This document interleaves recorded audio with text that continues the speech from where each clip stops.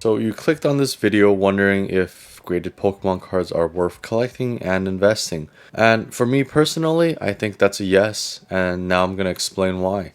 Some of you guys might know I love collecting PSA 9s specifically. However, I'm also going to touch on the other grading companies such as CGC as well as BGS as sort of the three biggest companies along with PSA. So one of the biggest reasons is the price differential. So what I mean by this is the graded price of a 9, let's say, for example, or even an 8 is oftentimes a very similar price as a near mint or raw copy. Let's take an example such as maybe the WotC Hollows or, Level X set cards. These are pulled from packs, but finding them near mint to mint in a raw condition is already quite a bit of a challenge. And I'll include EX Pokemon cards as well, or, cards from harder to find sets such as the black and white.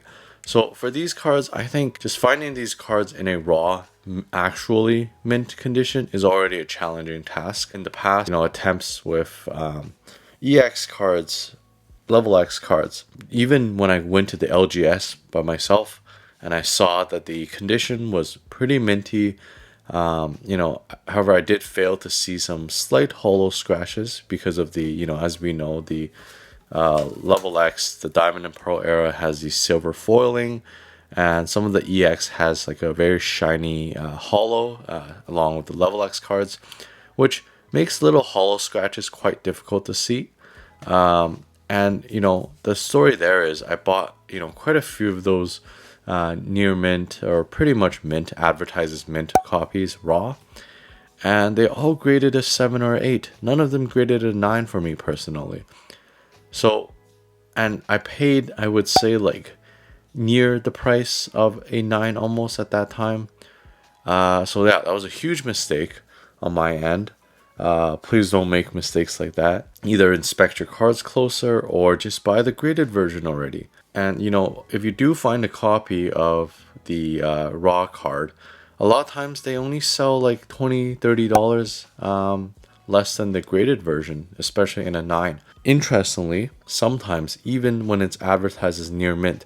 So keep in mind, near mint is actually a PSA 7. But I've seen auctions where the near mint advertised raw cards actually end at a higher price than a, let's say, PSA 8 card.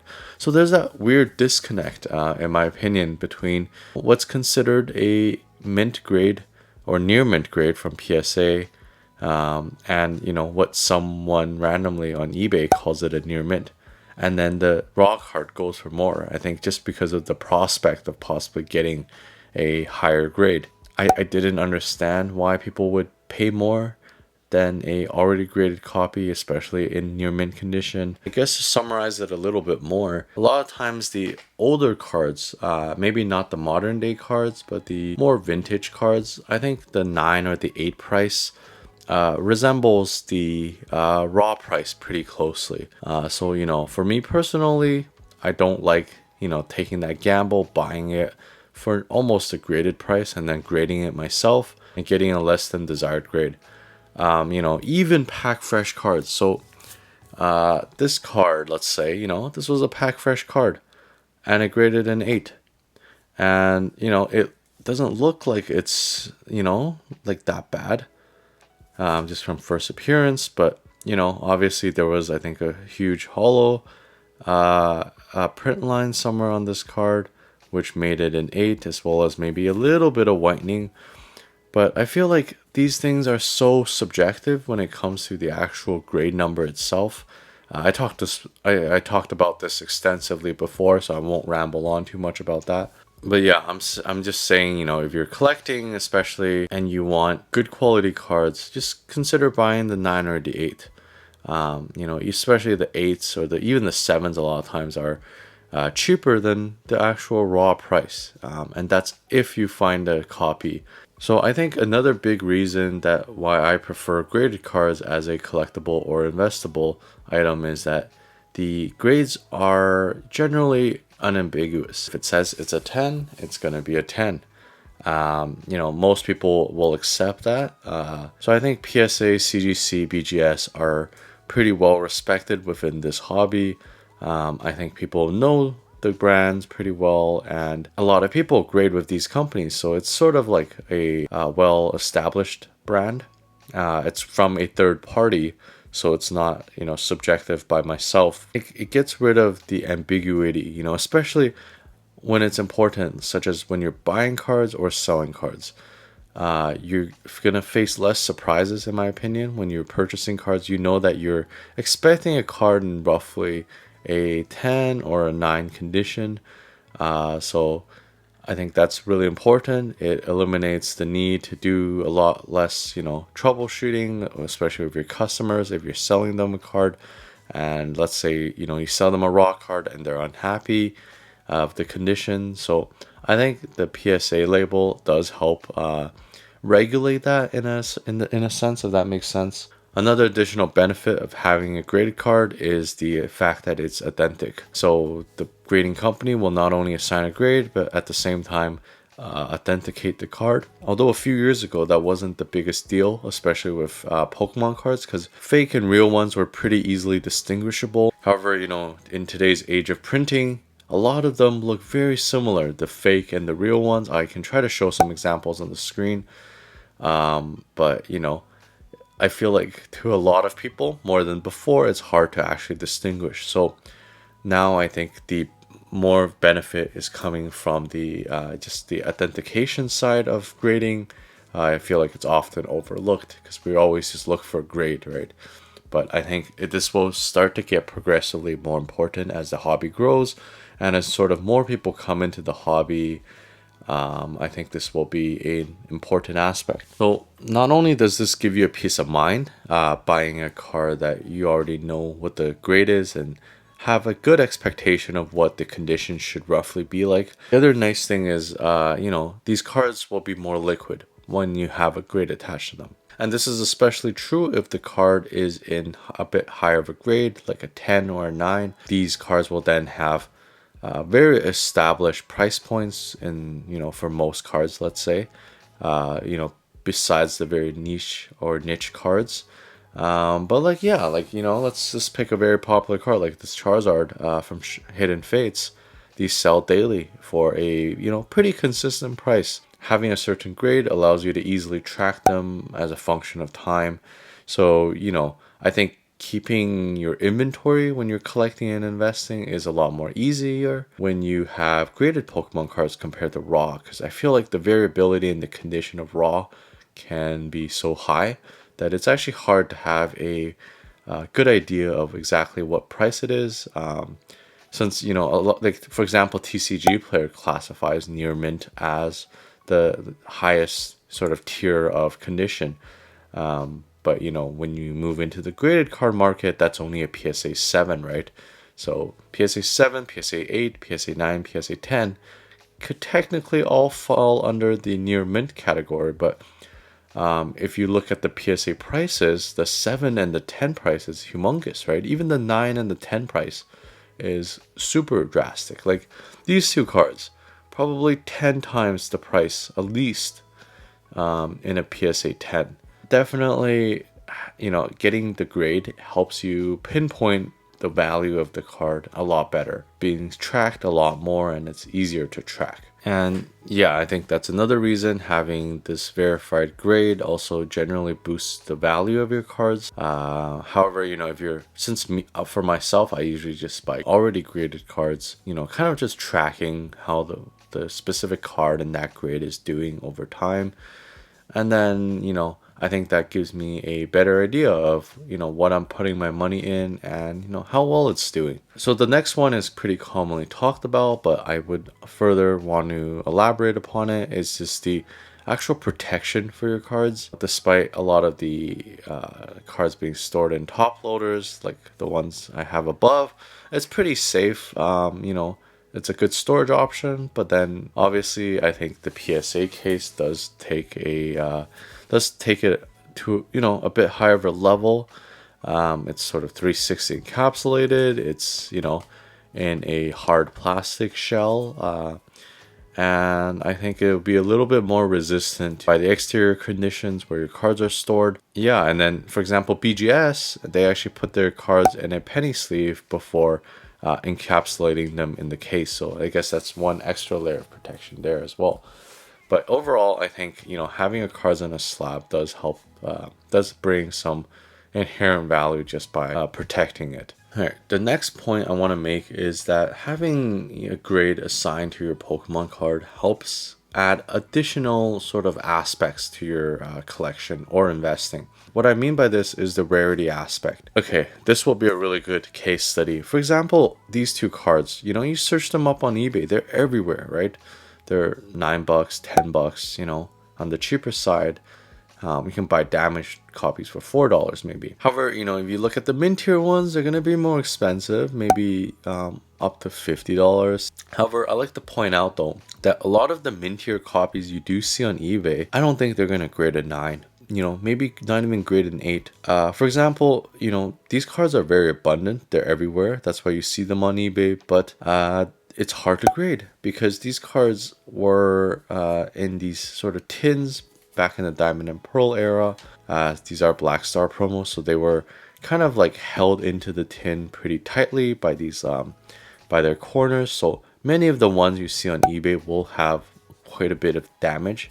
So right out of the tin, they're already damaged. So I think, despite the supply being so high, I think just getting a clean copy is quite difficult. And so I think, the grade being a high grade, it does command that premium, which I think is pretty important in terms of, if you want to boost your collection's value. I think that's a huge reason why you might want to consider graded cards. It's just that additional level of difficulty, chase, and rarity that we all sort of kind of want. When we're spending quite a lot of money on Pokemon cards, we do want hopefully a card that's more unique, right? Probably more rare and harder to find. I think those are sort of aspects that what makes a collectible a good collectible, right?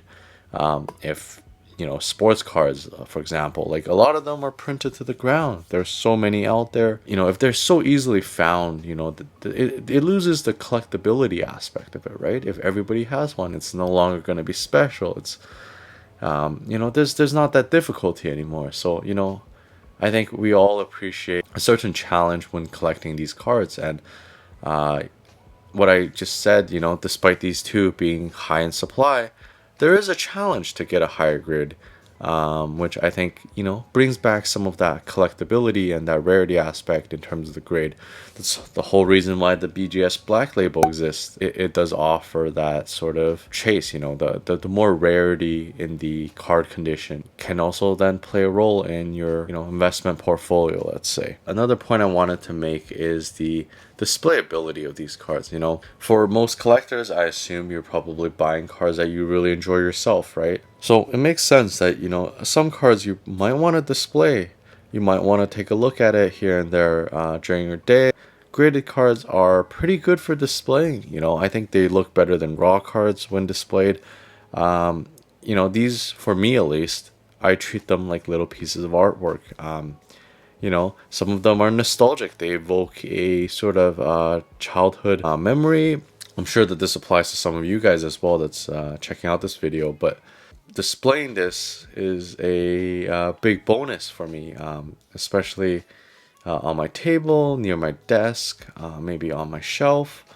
I get a lot of joy from these collectibles, and it evokes so many positive emotions. So I think having them in a nice case, in a very presentable fashion, is very important to me. So I think graded cards are very nice display pieces. I think they look better than the raw ungraded versions.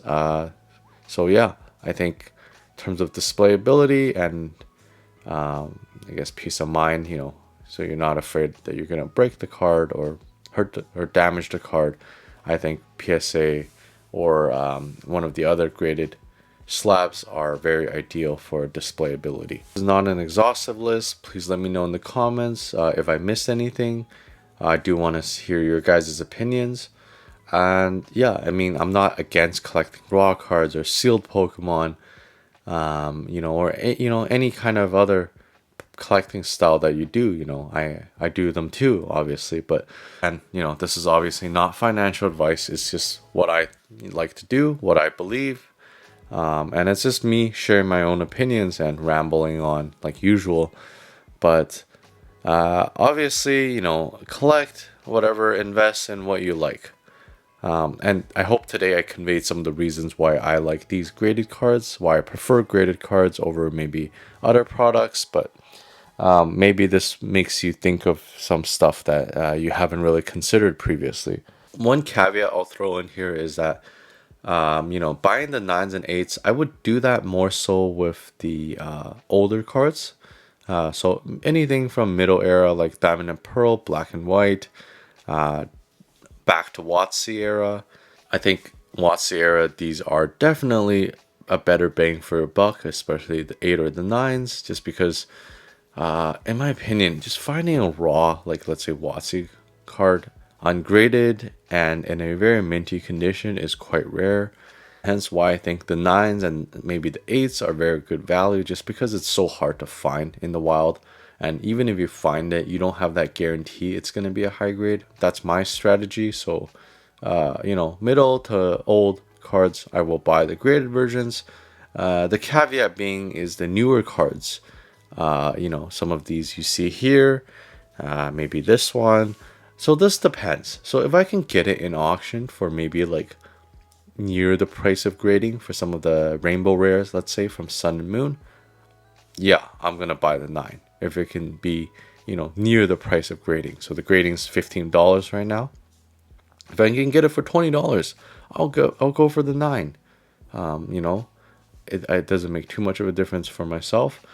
However, there are some cards that I'm buying that's modern Pokemon, but I think if it has a good shot of a 10, then why not? So I think it really depends. I think with modern, the likelihood that you're gonna get a mintier copy is a lot higher than if you were gonna get a mintier copy with the older generation stuff. So that's why with the older generation stuff, I think any copies that aren't mint are pretty scarce. Most of them probably have been graded already.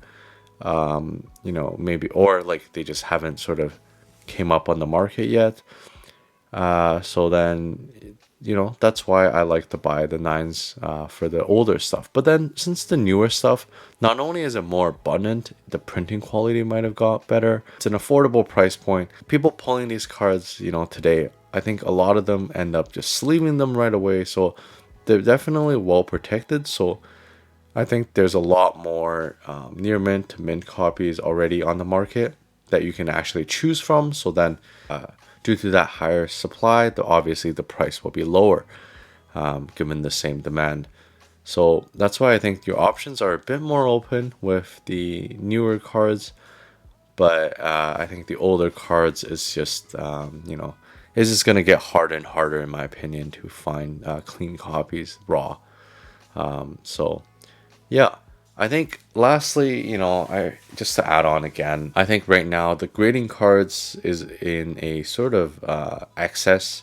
I feel like there's so many people that are getting their returns back after grading, that not enough consumers are picking them up. So, you see so many more graded cards, especially now that PSA is back up and running. I think they're a lot more efficient. So I expect to see a lot more good deals on the already graded cards.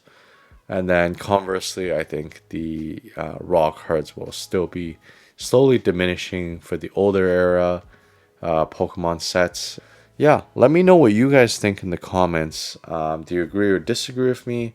Please let me know. Thank you guys so much for watching. If you guys do like this video, feel free to like or subscribe. Please check out my affiliate links in the description below, as these are websites that I commonly use and trust.